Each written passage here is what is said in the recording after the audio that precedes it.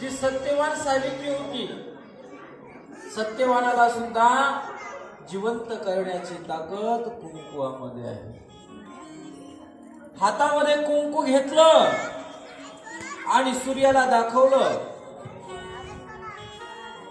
जोपर्यंत माझा पती वापस येत नाही तोपर्यंत सूर्यदेवा तू उठणार नाहीस. मजाल झाली नाही सूर्यदेवाची उगवण्याची.